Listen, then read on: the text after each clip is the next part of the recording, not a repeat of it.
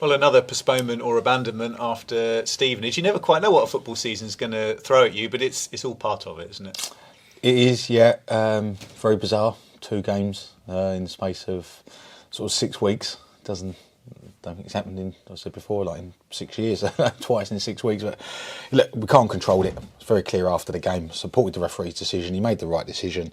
Not ideal for anybody. Not ideal for anybody in the football stadium. That's from managers, players, families, staff, fans in particular. Not ideal for anybody. So, but it had to be done. So, yeah, it's a shame. But yeah, rearranged for a couple of weeks' time. Fixture schedule was very busy for both clubs. But it is what it is. We've gone with it. Yeah, suddenly February looks really busy, doesn't it? And then you get through to March, it's a bit quieter, but it's go, go, go. Yes, that's it. You know, we have to embrace the challenge, and when you look at the little run of fixtures of, I think Bolton, Peterborough, Stevenage, Bolton again, can look quite daunting on paper, but also really exciting as well. And you think, what a great challenge playing for the best teams in the division, and opportunity for us to embrace it and have a right go at it. Is one silver lining from Tuesday with the pitch? If it hadn't have rained quite as hard and you'd been able to play on it, the pitch would have taken a bit of a pounding, wouldn't it? So I guess one benefit is it's been preserved in that sense. Yeah, quite possibly. I hadn't thought of it like that. I look at the fixture schedule more than anything else. Yeah, that's possibly a positive that come out of it. And with the balance between games and training at the moment, presumably, well, since you've been here, the amount of time on the training ground has been relatively limited, but this month in particular, very busy. I think the balance between the amount of rain we've had and then the cold snap as well, where we couldn't get on because of the ice, that there hasn't been loads and loads of opportunity to get too much into the players. And sometimes, you know, that's good for everybody because it just becomes about games and repetitive games, and you play, you recover, you play, you recover, and you get into a rhythm of doing that. Yeah, again, you know, we're heading towards the middle of February. We can't control certain aspects of it. Today was probably a bonus. We got onto the training pitch today as a group, which we wouldn't have done. It would have been a small group again today before getting back at it tomorrow. So today's been a really good session, and then before tomorrow becomes a lot shorter and sharper again before Saturday. And then after that, as we said, 3 midweeks in a row, time on the training pitch is going to be very limited. I know when you first arrived, you said you've got all of the ideas in your head, and actually you end up doing a lot of the work around the training yourself, because it's not like Barry and Kevin are psychic. They've got to learn these things as you go along. Have you had much of a chance to do that, or all the things you've just mentioned, has that slowed that process down a little bit? Well, it takes well, the biggest thing is them getting used to how I want to work, what I want the team to look like. The players getting used to me getting used to the players, but the staff as well. So, you know, that does take time. Been very, very patient with it. We all have. Thoroughly enjoyed it. I've got to be honest. You know, everyone gets on really great. You know what, today does enable us to get more time on the training pitch, but sometimes that comes in game mode as well. You know, when it comes to what's my communication, what terminology do I use, how do I react to certain elements of games, what subs do we make, what support and advice do the guys offer me as well. So we're learning all the time, but it's been hugely positive. And presumably fairly obvious that whole process becomes easier when you have the consistency with the results and you've got something tangible really to show for the hard work. I think so, and I think that's the bottom line of it, isn't it? We're all judged on results, and you know, we look at a smaller sample of, I suppose, the FA Cup game before I arrived. The 4-0 against Fleetwood was a performance, but a hugely positive result.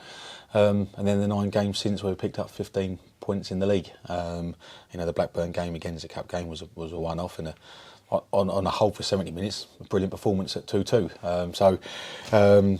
Look, it's been a great period for us, hugely positive for us, a huge step in the right direction. But we can't sit and wait now. You know, we have to continue that. We've got another big game at the weekend against Cheltenham, before a really exciting challenge at Portsmouth before travelling to Carlisle for another huge game. So, you know, opportunity this week to look at it, to pick some points up, again with respect to all 3 teams.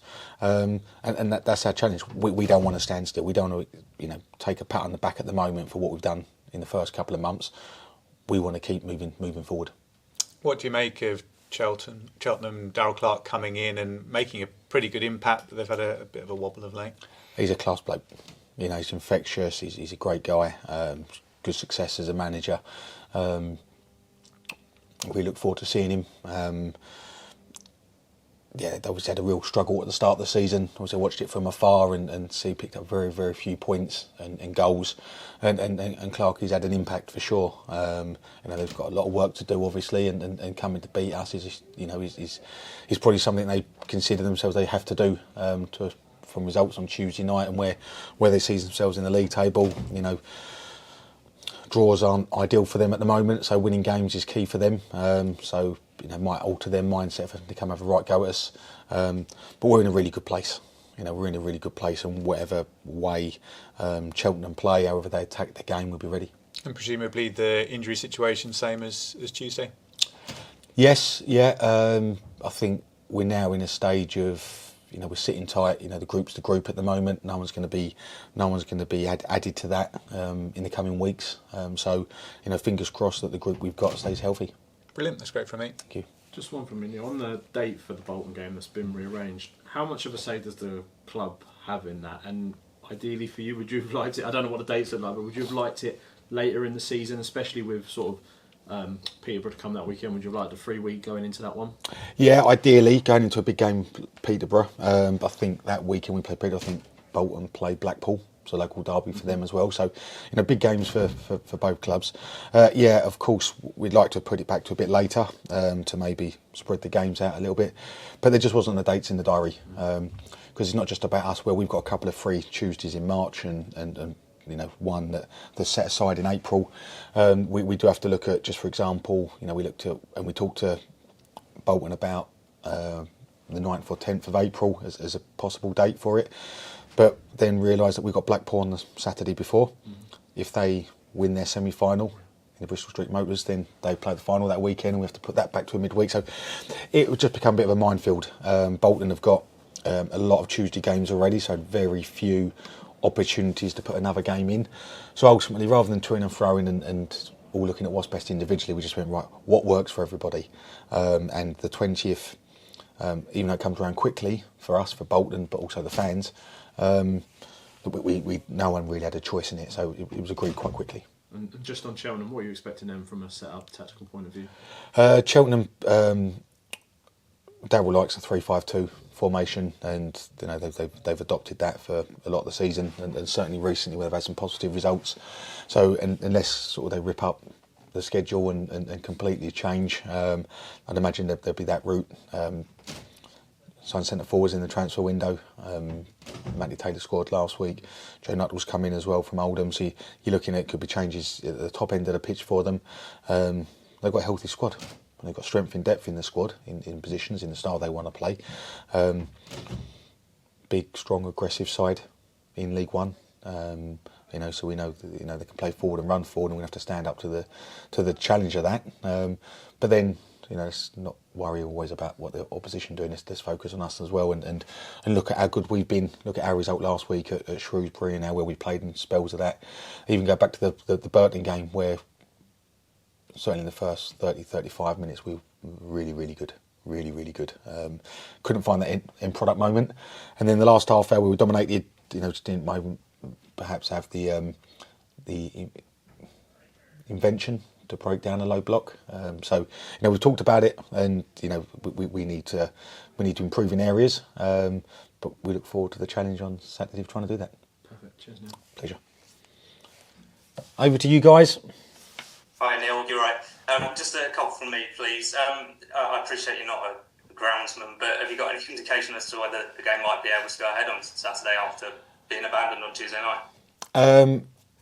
I think if the game was today, I think it would struggle. And I think even possibly tomorrow at 3 o'clock it might struggle. But with the weather forecast that it's drying up afternoon and evening Friday, and then through Saturday morning, I would be, I was going to say gobsmacked if it was off, but I was flabbergasted the other night that it was called off after 9 minutes. So, I expect the game to go ahead. That's good to hear. And just quickly on the injury front, did you say you had an update to give on Gassan at all, or am I too early with that question? No, you're about 4 hours too early, unfortunate Stephen. So we'll have to wait till after the game Saturday.